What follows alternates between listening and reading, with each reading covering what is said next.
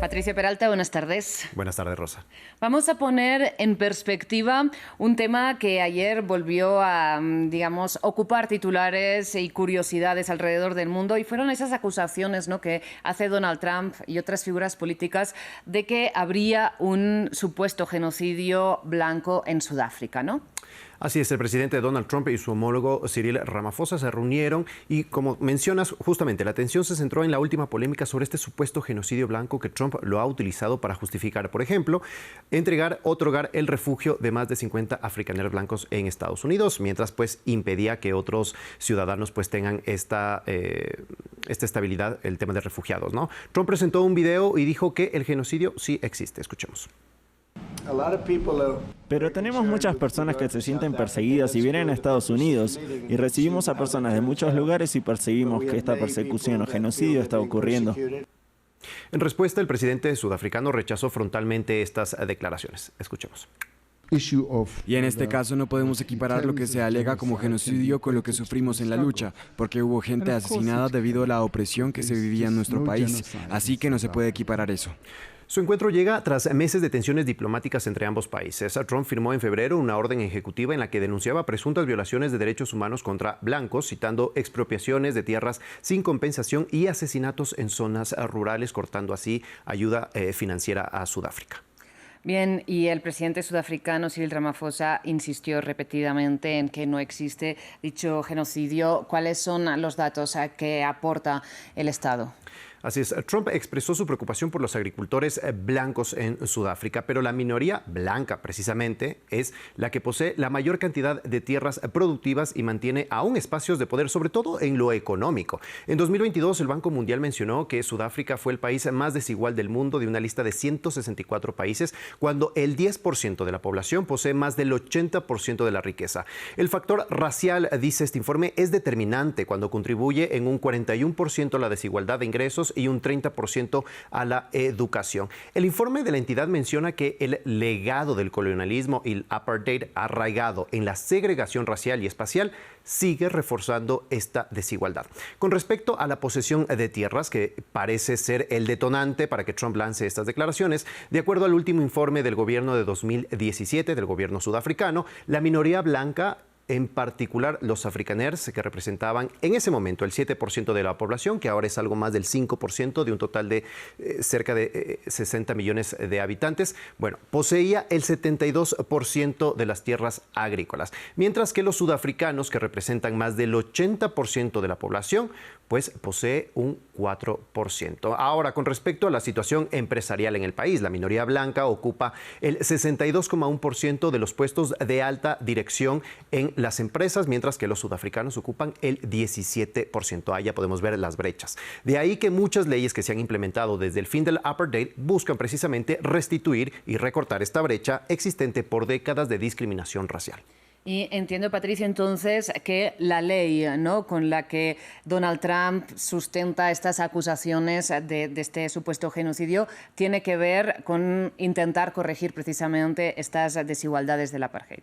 Así es, y precisamente con el tema de las tierras. Antes de explicar esta ley, veamos el contexto en el que llega. Los primeros colonos del sur de África ya despojaron a los nativos de sus tierras. Luego, las políticas segregacionistas ya se remontaban a las primeras décadas del siglo XX. Por ejemplo, la ley de tierras de los nativos de 1913 definió menos de una décima parte de Sudáfrica como reservas o espacios únicamente para los sudafricanos que no eran blancos, y les prohibió cualquier compra o arrendamiento de tierras fuera de estos espacios que fueron específicamente para ellos. Luego fue la elección del Partido Nacionalista en 1948 la que marcó el inicio de las características más duras del racismo legalizado, el apartheid, que terminó en 1994 con las primeras elecciones democráticas. Desde entonces son varias leyes que se han implementado para restituir los derechos de las personas víctimas de este racismo estructural. La expropiación y redistribución de las tierras ha sido una de las principales demandas que se ha venido cumpliendo a lo largo de estos años. En 2024 se aprobó esta ley de expropiación que sustituye a la ley de 1975,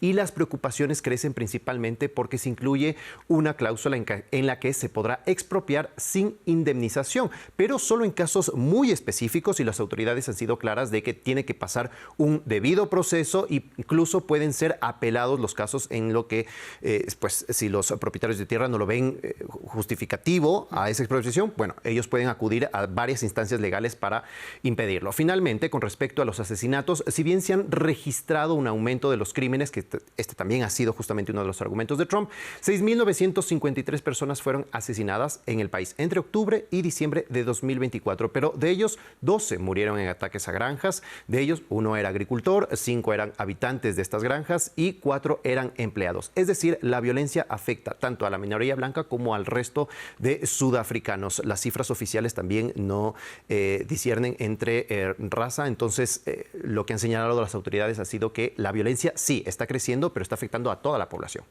Bien, y para terminar con estas acusaciones, ¿no?, de Donald Trump, a pesar de lo que señala el presidente estadounidense, ¿cuál es finalmente sobre el papel la intención de esta ley? Esta ley, como algunas que se han empleado, no son punitivas contra los blancos. Buscan más bien la restitución de los derechos de los sudafricanos y hay varios procesos de éxito. Por ejemplo, lo ocurrido en el condado de Matsamo, de allí fueron desalojados los antepasados de Bernard Shavangu. Él es una de las 1.850 familias que reclamaron sus tierras en esta zona en 1998. Para 2010 se entregaron las primeras parcelas y empezaron las negociaciones con los antiguos propietarios blancos. Y esto fue el resultado. Pensamos que sería contraproducente expulsar a las personas blancas que dirigían esta granja porque entonces ya no tendríamos acceso a las habilidades y ya ni siquiera tendríamos acceso al capital que necesitamos para cultivar.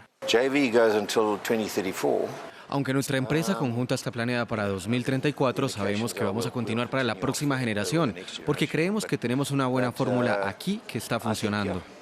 La Asociación de Propiedad Comunitaria de Matsamo ahora posee más de 14.000 hectáreas. Siguen luchando para conseguir el resto de tierras y es el mayor productor de lichi del país y emplea a 5.000 trabajadores locales. Como podemos ver, este proceso de redistribución de tierras pues está teniendo éxito. Finalmente, ¿de dónde viene justamente todo este genocidio blanco? Principalmente de Elon Musk, también nacido pues en Sudáfrica, y él llega luego de una controversia que tuvo con el gobierno porque no se pudo instalar sus servicios de Starlink por ciertos requisitos que imponen este tipo de leyes y a partir de eso empezó con este discurso. Además, se suma que su inteligencia artificial Grok de la plataforma X pues ha venido dando varios, ha mencionado sobre todo y da respuestas a usuarios que han preguntado temas que no tienen nada que ver con eso y la respuesta es respecto a las preocupaciones sobre este supuesto genocidio blanco. Desde la IA dijeron que fue un error y se eliminaron ciertas de estas respuestas, pero se mantiene esta teoría de Elon Musk. Bueno, los límites de la influencia de Elon Musk sobre la administración estadounidense todavía no los conocemos, Patricio. Los iremos siguiendo aquí en France 24. Muchísimas gracias. Ya nos vemos, Rosa. A continuación, la crónica